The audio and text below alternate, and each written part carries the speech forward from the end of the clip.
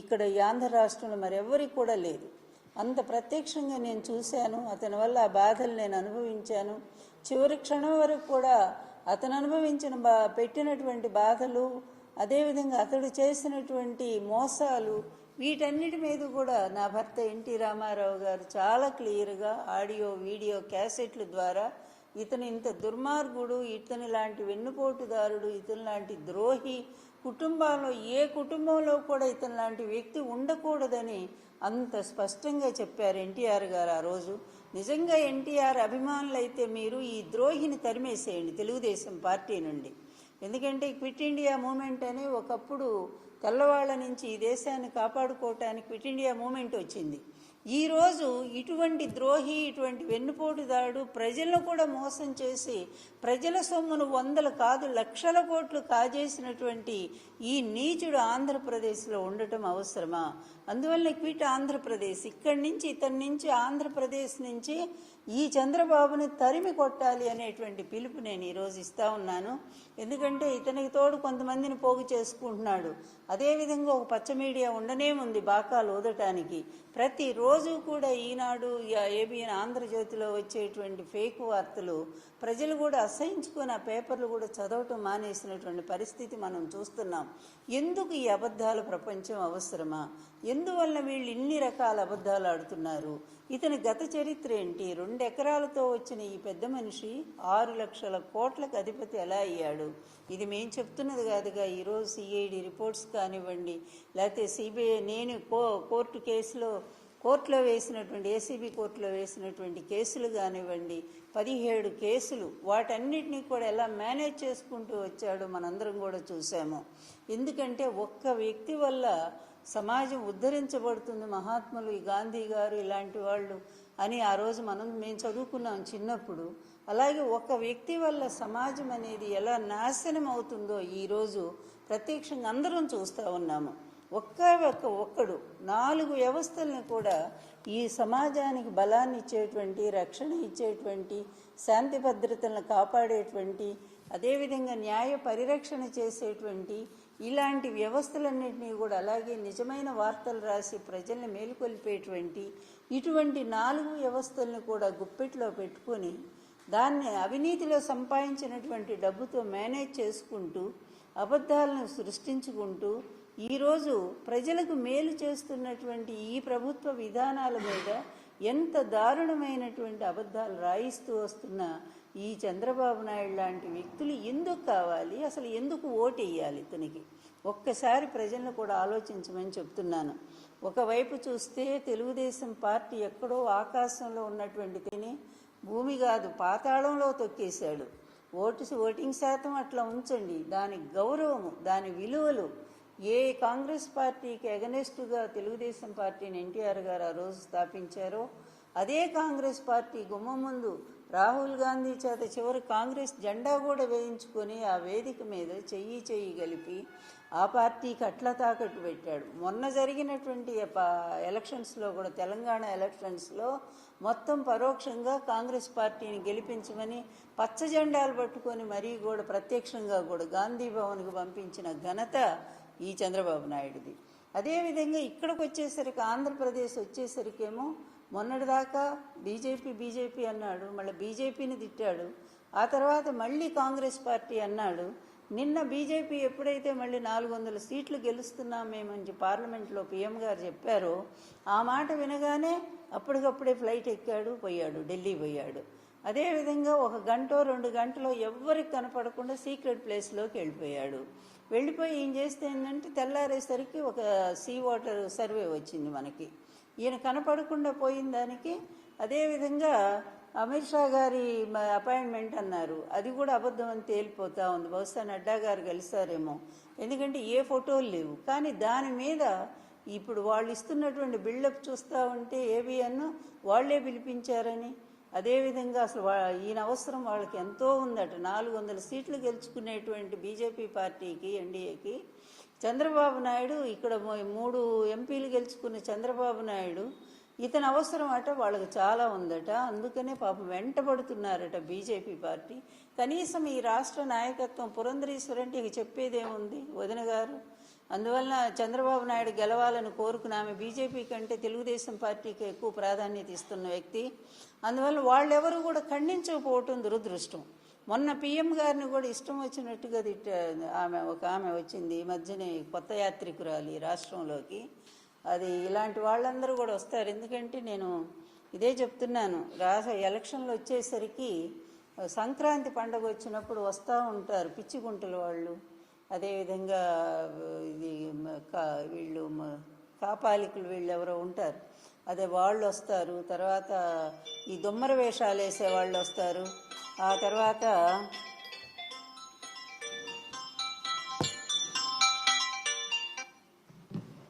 దొమ్మర వేషం వేసేవాళ్ళు వస్తారు, వీధి భాగవతులు వస్తారు, తర్వాత ఇట్లా రకరకాల వాళ్ళు వస్తారు. అలాగే పగటి వేషగాళ్ళు వస్తారు, భట్రాజులు వస్తారు, ఇంతమంది వస్తారు. వాళ్ళ విన్యాసాలన్నీ చూపిస్తారు, రకరకాల విన్యాసాలన్నీ కూడా చూపిస్తారు. వాళ్ళు ఏదో ప్రజలు ఇచ్చింది తీసుకొని పోతూ ఉంటారు. ఈరోజు కూడా ఆంధ్రప్రదేశ్ ఎలక్షన్లు వచ్చేస్తుండేసరికి రకరకాల వేషగాళ్ళంతా కూడా తయారవుతున్నారు. ఈ వేషగాళ్ళందరికీ ఎవరు నాయకుడయ్యా అంటే మళ్ళీ చంద్రబాబు నాయుడే. ఈ చంద్రబాబు నాయుడు ఆడించేటువంటి పాత్రధారులు వీళ్ళంతా. సూత్రధారి అతనైతే పాత్రధారులు వీళ్ళంతా కూడా. ఇతను ఎటువంటి వాడు అంటే ఇతని అధికారం కోసం, ఇతని అవకాశవాదం కోసం ఎవరి కుటుంబంలోనైనా చిచ్చు పెట్టగలిగినటువంటి సమర్థుడు. స్వయంగా నా కుటుంబంలోనే మరి ఎన్టీఆర్ గారికి, తర్వాత తన పిల్లలకు కూడా కాకుండా చేసిన ఒక దుర్మార్గుడు చంద్రబాబు నాయుడు. తండ్రికి కొడుకులకి మధ్య భేదం పెట్టి తండ్రి నుంచి బిడ్డలను వేరు చేసి తండ్రిని పదవిలోంచి లాగి పడేసినా కూడా నోరెత్తకుండా చేసినటువంటి నీచమైన నికృష్టమైనటువంటి రాజకీయం చంద్రబాబు నాయుడిది. ఈరోజు జగన్మోహన్ రెడ్డి గారి కుటుంబంలో చిచ్చు పెట్టాడు, పచ్చని వైఎస్ఆర్ కుటుంబాన్ని కూడా చీల్చాడు. ఇలా ఇతని అవకాశవాదం ఎన్ని కుటుంబాలను చీలుస్తుందో, ఎంతమంది జీవితాలను నాశనం చేస్తుందో. ఇతని అవినీత ఒక అనకొండలాగా పేరుకొనిపోయింది ఒకవైపు. పోనీ ఇతను 5 ఏళ్ల టైంలో కొత్త ఆంధ్రప్రదేశ్కి ఏమైనా మంచి పనులు చేశాడంటే ఒక్క మంచి పని చెప్పుకోవటానికి ఒక్కడి కూడా లేకపోగా, దొరికిన చోట దొరికినట్టుగా తండ్రి కొడుకులు ఇద్దరూ కూడా కొన్ని లక్షల కోట్లు కాజేసి, ఇట్లాంటి వాడు ఇంకా ఉండాలా ఈ సమాజంలో, రాజకీయ సమాజంలో? ఈ వ్యక్తి అవసరమా? కుటుంబాలను చీల్చేవాడు, తన అధికార దాహం కోసం ఎటువంటి కుతంత్రానికైనా పాల్పడేవాడు, చివరికి హత్యలు చేయించడానికి కూడా వెనకాడనటువంటి వాడు, అవినీతిలో దోచుకునేవాడు, దోపిడీ చేసేవాడు, ప్రజల్ని ఏనాడు పట్టించుకునేటువంటి వాడు, ప్రజలకు ఒక్క మేలు చేసిన సందర్భం ఏదైనా ఉందా? ఏముందనే వాళ్ళు హైటెక్ అని చెప్తారు, అది కూడా తన స్వార్థం కోసం, దాని చుట్టూ ఉండే భూములు ఆక్రమించడం కోసం. అంతకుముందే కట్టిన నేదురుమల్లి గారు కట్టినటువంటి దాన్ని ఇంకొంచెం బిల్డింగ్ లేపి, కానీ దాని చుట్టూ కోట్లాది రూపాయల ఆస్తులు. అదే కదా నా కేసు, నేను వేసిన కేసు. అది 14 ఏళ్ళు స్టే తెచ్చుకొని ఆపుకున్నాడంటేనే మీరు అతని అవినీతిని గమనించవచ్చు. ఇలాంటి వ్యక్తిలో ఏ క్వాలిటీస్ ఉన్నాయని రేపు ప్రజలు ఓట్లు వేస్తారు, గమనించాలి. ఒకటి. రెండో వైపు ఎంత మంచి పరిపాలన ఈ రాష్ట్రంలో జరుగుతూ ఉంది అనేది ప్రతి ఒక్కళ్ళు గమనిస్తూ ఉన్నారు. జగన్మోహన్ రెడ్డి గారు ముఖ్యమంత్రి అయిన దగ్గర నుంచి ఆంధ్ర రాష్ట్రంలో సామాజిక న్యాయం అనేటువంటి ఒక అంశాన్ని తీసుకొని, అతను కులాన్ని కానీ, అతను వేరే రాజకీయ పార్టీలను కానీ, లేకపోతే ఒక మతాన్ని కానీ, ఇవేమీ కాకుండా వాటికి అతీతంగా ప్రతి వర్గంలో లబ్ధిదారులు, అంటే పేదవాడు ఎవడైతే ఉన్నాడో ఆ పేదవాడికి న్యాయం జరగాలని ఇంత స్థాయిలో ఒక పథకమా రెండా చెప్పడానికి మాకే పేర్లు రానన్ని అన్ని పథకాలు తీసుకొచ్చి అన్ని పేదవాళ్ళకేగా, ముఖ్యంగా ఒక సామాజిక అధికారం, సాధికారత, తర్వాత మహిళలకు ఒక సాధికారత. నిజంగా ఏ మహిళకు ఏ పరిపాలనలో కూడా ఇంత న్యాయం జరగలేదు. ఎన్టీఆర్ గారి టైంలో మహిళా విశ్వవిద్యాలయం ఇచ్చారు. అదేవిధంగా 33% రిజర్వేషన్ ఇక్కడ లోకల్ ఎలక్షన్స్లో ఇచ్చారు. అంతే. తర్వాత ఇక ఆ స్థాయిలో మళ్ళీ వైఎస్ రాజశేఖర రెడ్డి గారు చేశారు. వాళ్ళకి 0 వడ్డీ పథకం క్రింద డ్వాక్రా గ్రూప్స్కి చేశారు. కానీ ఈరోజు జగన్మోహన్ రెడ్డి గారి ప్రభుత్వం ఇంకా ముందడుగు వేసి ప్రతి దాంట్లో కూడా మహిళలకే రిజర్వేషన్స్ 50%, 60% కూడా పెట్టి, ముఖ్యంగా అణగారిన వర్గాలు ఏవైతే ఉన్నాయో, గుర్తింపు నోచుకొని కులాలు ఎన్నో ఉన్నాయి బీసీ కులాల్లో, అవి అసలు చాలామందికి ఆ పేర్లు కూడా తెలియదు. గత పాలకులంతా వాళ్ళందరినీ వదిలేస్తే జగన్మోహన్ రెడ్డి గారు ప్రతి కులాన్ని కూడా గుర్తించి రెల్లు కులంతో సహా అంటే అట్టడుగు నుండి అన్ని జాతులను కూడా గుర్తించి వాడు కార్పొరేషన్లు ఏర్పాటు చేసి చైర్మన్లు డైరెక్టర్లు అన్నిటిని పెట్టి, అంతేకాకుండా ప్రతి నామినేషన్ అంటే నామినేటెడ్ పోస్టుల్లో కూడా వాళ్ళకి అవకాశాలు కల్పించి ఇంత స్థాయిలో ముందుకు నడిపిస్తున్నారు. 35 లక్షల మందికి మహిళలకు ఈ రాష్ట్రంలో మరి ఒక ఆస్తిదారులను చేశారు. ఆస్తి పెంచడం అంటే ఇది. అందువలన వాళ్ళని ఒక్కొక్కళ్ళని 5 లక్షల నుంచి 10 లక్షల దాకా ఆస్తిమంతులు చేసినటువంటి ఘనత కూడా ఈ పరిపాలనలోనే మహిళలకు దక్కింది. అంతేకాదు ఇంకా అమ్మఒడి ద్వారా చదువుకు ఆయన ఇస్తున్నటువంటి ప్రిఫరెన్స్ చూస్తే ఎంతమంది విదేశీయులు కూడా పొగుడుతూ ఉన్నారు. ఒక ప్రభుత్వ స్థాయి విద్యని తీసుకెళ్లి అంతర్జాతీయ స్థాయితో దాన్ని ముడిపెట్టి దానితో ఆ స్థాయిలో దీన్ని పెంచుకుంటూ పోతున్నటువంటి ఇటువంటి విద్యారంగాన్ని ముందుకు తీసుకెళ్తున్న ముఖ్యమంత్రి గారు ఎక్కడ నిర్వీర్యం చేసి బడులన్నీ కూడా ప్రైవేట్ స్కూల్స్ ప్రైవేట్ కాలేజీలు అయినటువంటి నారాయణ చైతన్య కాలేజీలకు ఆ రోజు విద్యను దారాదత్తం చేసి అందులో లోకేష్ని భాగస్వామిని చేసి నాకు తెలుసు అవన్నీ కూడా లోకేష్ ఆ కాలేజీల్లో కూడా భాగస్వామిగా ఉన్నాడు. అక్కడి నుంచి వచ్చేటువంటి ఆదాయం కూడా అతనికి అందుతూ ఉంటుంది. అసలు అతను దోపిడీ చేయింది ఏమన్నా ఉన్నాయా? అదేవిధంగా ఆ రోజు చూస్తే హాస్పిటల్స్ ఎంత దరిద్రంగా ఉన్నాయో, పాములు వచ్చాయి, అదేవిధంగా ఎలుకలు వచ్చి పిల్లల్ని చంపేసాయి. అలాంటి దాన్ని ఈరోజు ఎంత గొప్ప కాన్సెప్ట్ అండి. 17 మెడికల్ కాలేజీలు వస్తూ ఉన్నాయి. అదేవిధంగా ఆల్రెడీ 5 కాలేజీలు ప్రారంభం అయిపోయాయి. ఎంతమంది డాక్టర్స్ రిక్రూట్మెంట్ జరిగింది. నర్సులు దాదాపు 50,000 మంది దాకా ఎంప్లాయ్మెంట్ ఈ వైద్య రంగంలో ఏర్పాటు చేశారు అంటే ఇది ఎవరు చేయగలిగారు? ఇంతగా సమాజాన్ని ఎక్కడైనా సరే ఎంత ట్రాన్స్పరెన్సీగా నడుపుతా ఉన్నారు వ్యవహారం అంతా కూడా. ఒక్క రూపాయి కూడా మరి అవినీతి అనే మాట లేకుండా డైరెక్ట్గా ప్రజలకి అందించేటువంటి ఒక పారదర్శక ప్రభుత్వం ఈరోజు పనిచేస్తూ ఉంది.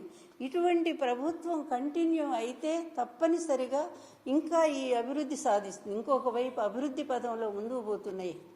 ఎన్నో పరిశ్రమలు వస్తున్నాయి, ఎన్నో పోర్టులు కడుతున్నారు. అదేవిధంగా గుజరాత్ ఎందుకు డెవలప్ అయిందండి? గుజరాత్ అంతా కూడా అక్కడేం పెద్ద పెద్ద బిల్డింగులు కట్టి కాలేదు. అక్కడన్నీ వాళ్ళు ఉన్నటువంటిది ఏంటి? సముద్ర మార్గం. కనుక దాన్ని ఆ తీర ప్రాంతాన్ని ఎలా ఉపయోగించుకొని చక్కగా పోర్టులు కట్టారు. వాళ్ళ ఆదాయాన్ని బాగా సమకూర్చుకుంటున్నారు. ఈరోజు మన ఆంధ్రప్రదేశ్ గవర్నమెంట్ కూడా అదే విధానంలో పోతూ ఉంది. ఎన్ని పోర్టులో వస్తున్నాయి. అదేవిధంగా మరి ఫిష్ హార్బర్స్ ఇవన్నీ కడుతున్నారు. ఎక్కడ చూసినా కూడా ఏ మూల చూసినా డెవలప్మెంట్ అనేది అధికంగా వస్తుంది. జిఎస్టీలో నెంబర్ 1 ఆంధ్రప్రదేశ్గా ఉంది. కరోనా లాంటి కష్ట సమయంలో కూడా ప్రతి మనిషి చేతిలో డబ్బులు పెట్టగలిగింది ఒక ఆంధ్రప్రదేశే. మరి గత ప్రభుత్వం ఏం చేసిందండి? చంద్రబాబు నాయుడు మొత్తం దోపిడీ చేసుకుంటూ పోయాడు. దోపిడీ చేసి ప్రజలకు ఏమి మిగిల్చకుండా 100 కోట్లు ఖజానాలో మిగిల్చి తను మాత్రం 1,00,000 కోట్లు దోపిడీ చేసుకొని పోయాడు. ఈ విధంగా అట్లాంటి వ్యక్తి ఈరోజు ఈ దొంగ సర్వేలన్నీ చూపిస్తూ మాకు అన్ని సీట్లు వస్తాయి, మళ్ళీ అతని గవర్నమెంటే వస్తుందంటే ఎవరైనా ఈ ప్రజల అమాయకులండి. ఆంధ్రప్రదేశ్ ప్రజలు చాలా తెలివైన వాళ్ళు, చైతన్యం కలిగినటువంటి వాళ్ళు. వాళ్ళకి ఎవరు న్యాయం చేస్తున్నారనేది వాళ్ళకి తెలుసు. చంద్రబాబు లాంటి వ్యక్తితో కలిసి వెళ్తే బీజేపీ బాగుంటుంది, బీజేపీ వల్లే పిలిచి మాట్లాడుతున్నారు. అదే చెప్పాను కదా, ఎన్ని అబద్ధాలు. అసలు ఆయన ముందు ఒక్కటి చెప్పండి నాకు క్లియర్గా. అమిత్ షా గారు ఆయన కలిశారా లేదా? కలిస్తే ఫోటో ఏది? వాళ్ళు ఒక్కటే మేము ఛాలెంజ్ చేస్తున్నాము. ఓ రోజు 100 మొత్తం పేజీలన్నీ కూడా ఇలాంటి వార్తలు నింపుతున్నారు కదా. అమిత్ షా గారిని కలిసిన ఫోటో ఒక్కటి మీరు రిలీజ్ చేయండి, లేకపోతే మళ్ళీ వెనకటి ఎప్పుడో పెడతారేమో. అలా కాదు, నిన్న కలిసినటువంటి ఫోటో టైమింగ్తో సహా పెట్టండి, ఒక్కసారి చూద్దాము.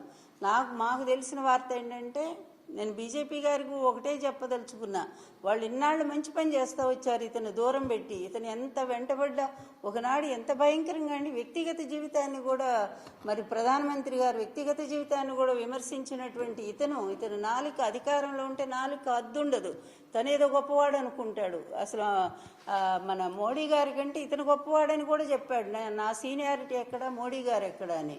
మళ్ళీ అవసరం తీరగానేనేమో వాళ్ళని తిట్టేస్తాడు, విపరీతంగా తిడతాడు. తిడతాడు, మళ్ళీ తన అవసరం వచ్చేసరికి పోయి వంగి వంగి, నేను అనుకున్న ఈ మధ్య వంగిపోతున్నాడేంట, ఒకటే వయసు కదా, 75 ఏళ్ళ వయసు వచ్చింది, అందువల్ల నడుము వంగిపోయిందేమో అనుకున్నా. కాదు, కాంగ్రెస్కి దండాలు పెట్టి బీజేపీకి దండాలు పెట్టి వంగి వంగి దండాలు పెట్టి వంగిపోయాడంట అనేది నాకు ఇప్పుడు అర్థం అవుతా ఉంది. అందువల్ల ప్రతి వాకిలి ముందు వంగిపోవటమే కదా. ఇంత దరిద్రమైనటువంటి వ్యక్తి అసలు ఇతనికి నిజంగానే అంత ప్రజల్లో అంత ఇది ఉంటే మరి అసలు ఎందుకు ఈ పొత్తులు ఎందుకు? పవన్ కళ్యాణ్ జారిపోకుండా గట్టిగా పట్టుకుని ముడేసుకున్నాడు. అదేవిధంగా బీజేపీ కోసం ఎంపర్లాడుతూ ఉన్నాడు. అందువల్ల నాకు తెలిసి బీజేపీ అంత తొందరగా ఇతనితో మళ్ళీ కలుస్తుందని మాత్రం ఎవరు ఎక్స్పెక్ట్ చేయటం లేదు. ఇతను వాళ్ళు అసలు లెక్క కూడా చెయ్యరు. అందుకని వాళ్ళ పార్టీ వర్క్స్ వాళ్ళు చేసుకుంటూ పోతున్నారు. ఇతను మాత్రం ప్రయత్నం చేస్తున్నాడు. ఇతని భయం ఏంటంటే ఎన్ని సీట్లు ఇవ్వటానికని మేము సిద్ధమేను, మీరు మొత్తం సీట్లు మీరే తీసుకోండి అనేటువంటి పరిస్థితిలో కూడా ఉన్నాడు. అయితే ఇతనేంటి, ఈ కేసులవన్నీ కూడా పక్కదారి పట్టించుకోవాలి, ఎన్ని బోలెడు కేసులు చుట్టుముట్టున్నాయి, చేసిన పాపాలన్నీ ఉన్నట్టుగా ఆ కేసుల నుంచి పక్కదారి పోవాలి అంటే, తను తప్పించుకోవాలి అంటే బీజేపీ అండ కావాలనుకొని ఇతను వాళ్ళ కోసం ఎంపర్లాడుతున్నారనేది మరొక వార్త కూడా. అవి కూడా ఉండవచ్చు, ఎందుకంటే అతని గెలుపు మీద ఆశ లేదు. రేపు ఆంధ్రప్రదేశ్ ఎన్నికలు చాలా స్పష్టంగా ఉన్నాయి. నిజంగానే ఇప్పుడు వచ్చే ఓటర్స్ ఇలాంటివన్నీ కూడా వాళ్ళు అర్ధరాత్రి రాయించుకున్నటువంటి రిపోర్ట్స్, వీటిని గురించి పెద్ద క్రెడిబిలిటీ లేదు, ఎవరు వాటిని గురించి మాట్లాడట్లేదు కూడా. అందువల్ల ఏంటంటే ఇతన్ని ఎవరు ఓటేస్తారనేది, ఈ పార్టీ గెలుస్తుంది అయిపోయింది. తెలుగుదేశం పార్టీ పరిస్థితి ఘోరంగా మారిపోయింది. దాని విలువలన్నీ కూడా దిగజార్చాడు. దాన్ని ఎక్కడ పోవాలో పాతాడానికి అక్కడికి పంపేశాడు. ఇక తెలుగుదేశం పార్టీ గురించి మాట్లాడుకోవటం కూడా అనవసరం అనే స్థాయిలో, అవసరమైతే ఆ పార్టీని బీజేపీకి అమ్మేయటానికి కూడా సిద్ధపడుతున్నాడు అతను. ఇంత హీన స్థాయికి దిగజార్చి చివరికి వేలు లక్షల కోట్లలో అతను అవినీతిలో ఇరుక్కొని చుట్టూ కేసులు పెట్టుకొని ఇది చంద్రబాబు జీవితం అని చెప్పడం కోసమే నేను చెప్పాను. ప్రజలు కూడా ఆలోచించండి, ఇలాంటి హీన చరిత్ర ఉన్నవాడు, ఇలాంటి అవినీతి పరుడు, ప్రజలకు ఏ మేలు చెయ్యనటువంటి వాడు, ఆంధ్ర రాష్ట్రాన్ని పూర్తిగా తొక్కేసిన వాడు, ఇలాంటి వాడు మళ్ళా వస్తే ఏమవుతుందో ఆంధ్రప్రదేశ్ పరిస్థితి ప్రజలు కూడా ఆలోచించుకోవాల్సిన అవసరం ఉంది. ఎట్టి పరిస్థితుల్లో కూడా ఇతను అంతే, ఈ ఎలక్షన్స్ లాస్ట్, అతని రాజకీయ జీవితం కూడా ఎండింగ్ కార్డు, అంటే సినిమాలో లాస్ట్ పడుతుంది కదా ఎండింగ్ కార్డు, ఎండ్ అనే కార్డు, అట్లా ఆ రాజకీయ జీవితం అతని ఎండ్ కాబోతుందనేది చాలా స్పష్టంగా చెప్తున్నాను. మంచి పరిపాలన, సుపరిపాలన, స్వార్థరహితంగా మొత్తం అన్ని వర్గాలను కూడా విద్యా వైద్య రంగాల్లో ఆంధ్ర రాష్ట్రాన్ని ముందుకు తీసుకుపోతున్న జగన్మోహన్ రెడ్డి గారి అద్భుతమైన పాలనని ప్రజలందరూ కూడా మెచ్చుకుంటున్నారు. ముఖ్యంగా ప్రతి కుటుంబం కూడా లబ్ధి. అందుకు ఏ ముఖ్యమంత్రి చెప్పగలండి అంత ధైర్యంగా? ఒక్క ముఖ్యమంత్రి జగన్మోహన్ రెడ్డి గారే చెప్పారు, నేను మీ కుటుంబానికి మంచి చేశాను అనుకుంటేనే నాకు ఓటేయండి అని చెప్తున్నాడు. మరి వాళ్ళు ఏం చెప్పుకుంటున్నారండి, మేము ఈ మంచి చేసాం మాకు ఓటేయండి అని ఎక్కడా చెప్పట్లేదు. జగన్ తిట్టడం కోసమే వాళ్ళు రాష్ట్రం అంతా తిరుగుతున్నారు. అందువల్ల దానికి దీనికి ఉండే తేడా చాలా స్పష్టంగా కనిపిస్తూనే ఉంది.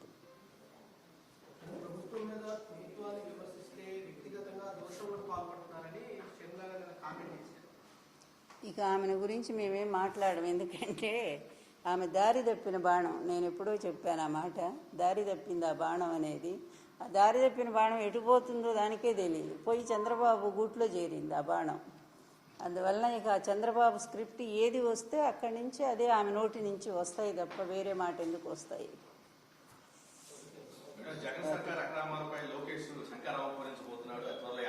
ఓహో, ఆయన పాదయాత్ర ఎంత బాగా చేశాడో ఈయన శంఖారావం కూడా అంతే ఉంటుంది. ఒకవైపు అధికార పార్టీ పద్ధతిగా మొత్తం కూడా ప్రజల్లోనే ఉన్నారు వాళ్ళు, అసలు ప్రజలకు దూరంగా ఇంతవరకు లేరు. ఈ సామాజిక సాధికార యాత్రతో మొన్నటిదాకా తిరుగుతూనే ఉన్నారు కదా.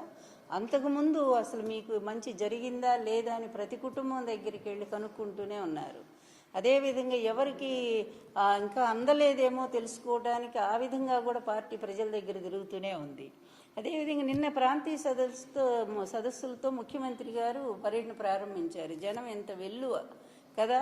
అట్లాగే ఇంకొక వైపు పూర్తిగా సామాజిక న్యాయాన్ని పాటిస్తూ సీట్లు వాళ్ళు అనౌన్స్ చేస్తూనే ఉన్నారు. దాదాపు 70-80 దాకా అనౌన్స్మెంట్ జరిగిపోయింది. ఇది ఎన్నికలకు రెడీ అవ్వటం అంటే, ఎన్నికలకు సిద్ధమవుతుంది వైఎస్ఆర్ కాంగ్రెస్ పార్టీ. కానీ ఇంతవరకు వాళ్ళు వస్తే ఒకసారి జనానికి కనపడుతున్నారు, లేకపోతే హైదరాబాద్, లేకపోతే ఢిల్లీ చుట్టూ ప్రదక్షిణాలు చేస్తున్నారు. ఇంతవరకు వాళ్ళిద్దరి మధ్య సయోధ్య ఏంటో, ఎన్ని సీట్లు ఎవరు పంచుకుంటున్నారో, ఎక్కడన్నా 2 సీట్లు బయటకు వస్తే అక్కడ సిగపట్లు పట్టుకుంటున్నారు ఆ నియోజకవర్గాలు, జనసేనను టీడీపీ పార్టీలు. వీళ్ళ పరిస్థితి ఇంత దయనీయంగా ఉంది. వీళ్ళ శంఖారావాలు లేకపోతే ఇంకేంటయి నత్తరావాలో ఏమనాలో వాడిని కూడా అర్థం కావట్లేదు. అందువలన అందులో లోకేష్ అంటేనే పార్టీ దూరంగా పెట్టమని చెప్పినటువంటి మాట. అందుకని ఇన్నాళ్ళు ఏమో సైలెంట్గా కూర్చున్నాడు. అతను వస్తేనే పార్టీకి నష్టం జరుగుతుందని తెలుగుదేశం వాళ్ళు అతను దూరంగా పెట్టమన్నారు. ఆయన శంఖారావం ఎవరు వింటారట? శంఖం బదిర శంఖారావం అవుతుంది అదంతా కూడా. అంటే గుడ్డివాళ్ళ ముందు శంఖం ఎలా ఉంటుంది అట్లాగే.